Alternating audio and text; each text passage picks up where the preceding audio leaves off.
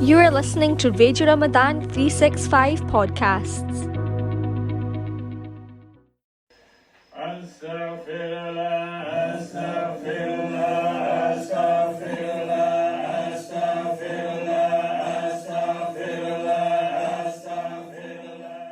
Assalamu alaikum, Sheikh Saab. Wa alaikum salam, Sajjad Sahab. How are you, sir? I'm very good. How are you today? I'm also very well. Alhamdulillah. Alhamdulillah. Ramadan is flying past so quickly. It is. Alhamdulillah, it's been really good. It's been very, very good here. And I know for you as well. Well, we'll crack on with chapter 26, Capturing the Experience. So in this chapter, I see that's really about the distinction of describing tasawwuf and the experience and generally experiencing the experience. I've two initial questions. How do you yourself know the difference and the two? And second one is, we realize there's a distinction. What's the first steps to actually experiencing? I mean, there's almost an observation or that one kind of needs prior to talking about the two questions involved. Beg your pardon. And that is kind of an exploration into language itself and the inadequacy of language. It doesn't matter what the language is. It could, Arabic, English, doesn't matter what the language is. I mean, clearly language is description, and it's description of the world. And it's, from one point of view, it's a sign of both kind of immaturity and hubris for somebody to say they have the description of the world, because fundamentally the human world cannot be captured in language, the world that the human being faces cannot be captured in human language. I mean, just look at what's in front of you. Look at the world out there. You have at your disposal a combination of meanings teased out of 5 vowels and however many consonants and however many tones you have in the language that you speak. Do you honestly think you can combine those things in such a way that's profound enough to capture the totality of what life presents you with? In other words, we are always facing, by definition, we are facing a reality which is fundamentally beyond language, fundamentally outside of what language can do. No matter how convinced we are of the truth, our truth remains a description. It will always remain a description. And so coming to the question then, there's this really sort of famous metaphor of the distinction between the taste of honey and the description of honey. It's conceivable that you could have a person who's incredibly learned about honey. He's written a PhD on the matter. He's done all the chemical analyses. He's reduced everything that he can to text. Written the most profound treatise. And he's never tasted a spoonful of the stuff. It's possible. I mean, that tome that would have been his PhD on the chemical structure of honey is not equivalent to a single spoonful of the honey. So the description can never actually outstrip the actuality. This is not tasawwuf. This is common sense. If you've lived long enough, you will realize that no matter how well I describe something, actually reducing what Allah and what life presents me with is fundamentally impossible if I'm trying to reduce it to language. It's it is, at best, we remain like, no matter how eloquent we are, no matter how many languages we know, we remain two-year-olds in the kindergarten making very crude stick figure drawings of the world we're looking at when we describe it. That is the nature of language, no matter how profound. So, if the question is, what are we after on this path? When we're pursuing tasawwuf, it's quite possible that we can have people who are very erudite and have read all of the major texts. They've read Rumi, they've read Ibn Arabi, they've studied it. They've not spent a single night in muraqabah. It's possible. They've not spent a single hour just alone with their Rabb, outside of language.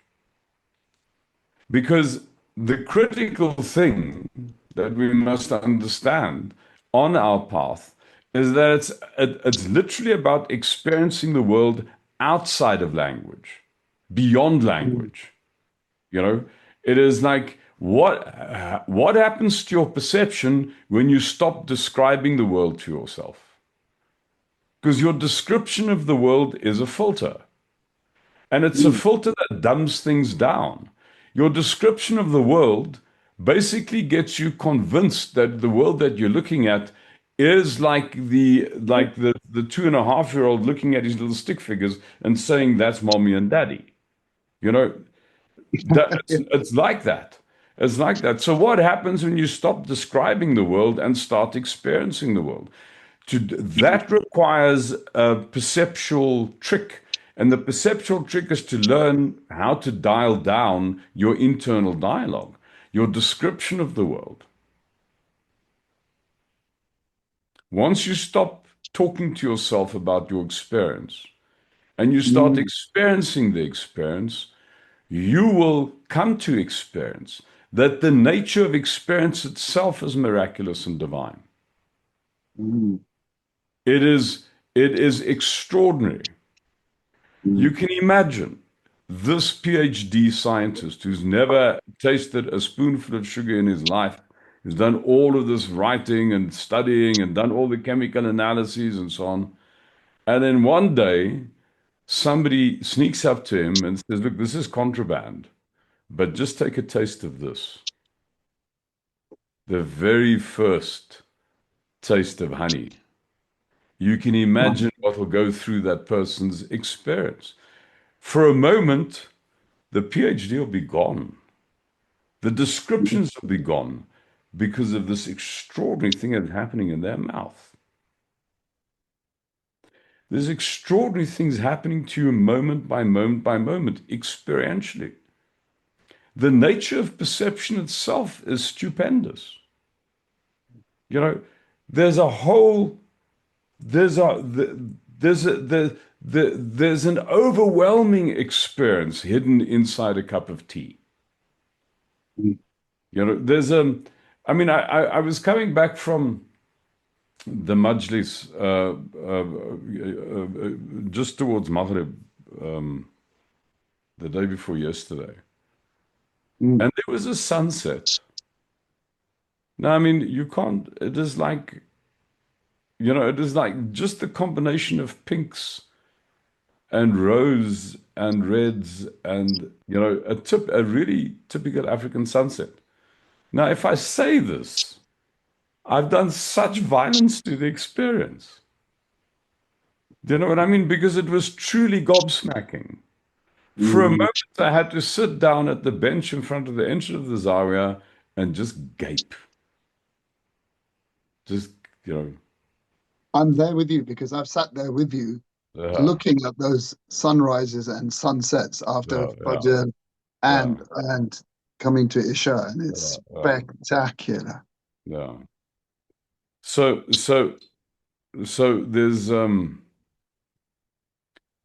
there's the what we're trying to pursue with this path of tasawwuf is we're trying to experience things. We're trying to get outside of the description of things.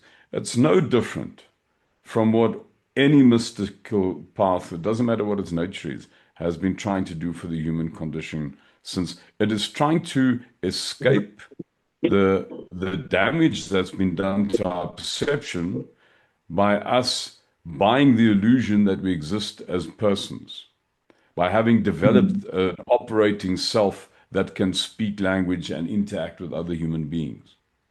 You know, Mm. that's made us settle for a cartoon world. Yeah. And, you know, we're even more challenged at this time, but just by what you know what technology is doing to us. You know, it's like Yeah. because the thing is that you could be sitting on the bench next to somebody who's looking at the same sunset as you do, and then they say, "Oh, I must take a picture of this." You know, it's like I must get the representation. Like the thing that I have isn't good enough. I must get the representation so that I can tell somebody else about this.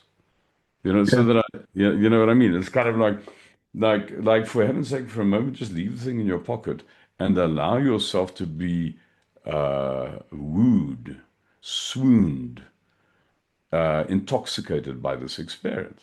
You know, Mm. no, because the nature of life is that it is intoxicating.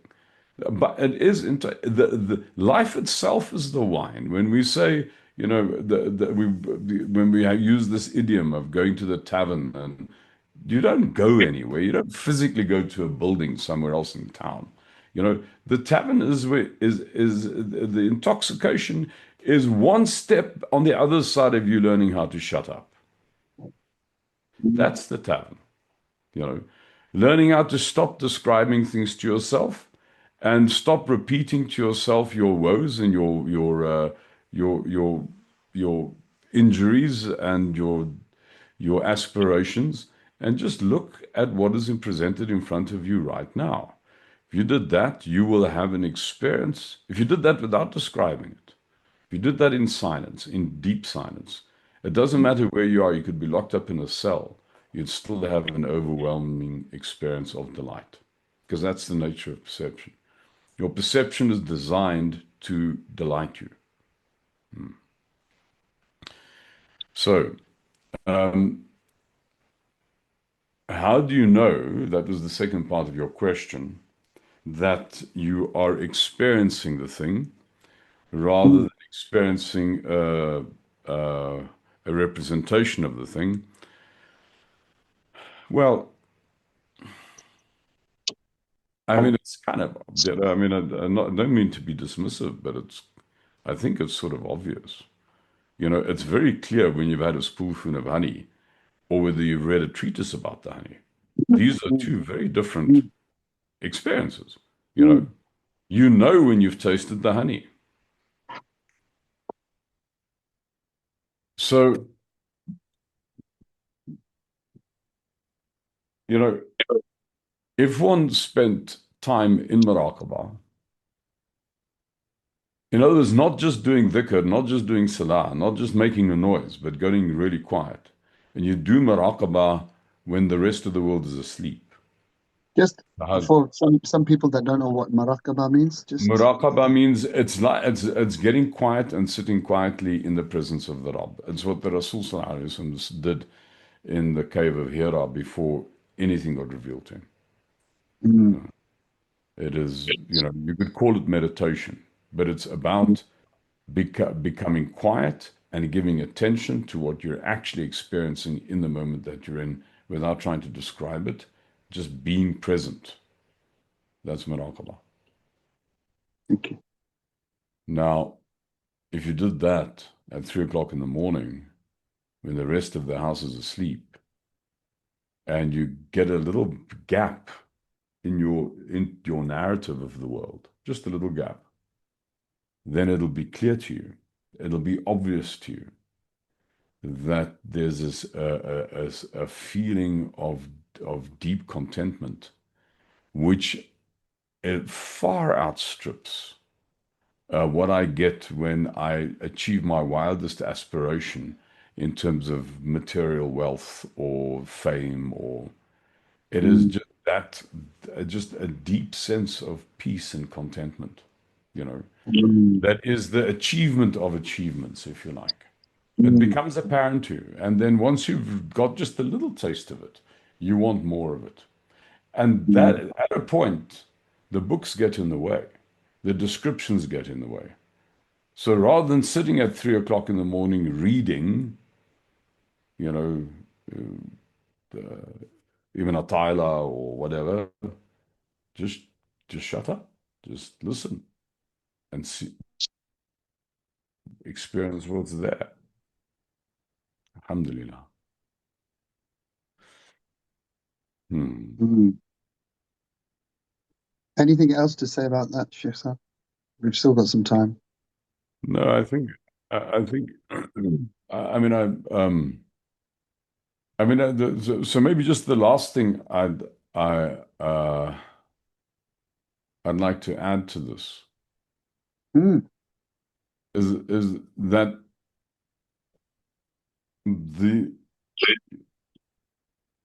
what this aspiration to experience things as they are is actually fueled by a different kind of energy and sort of fire than what people's normal religious kind of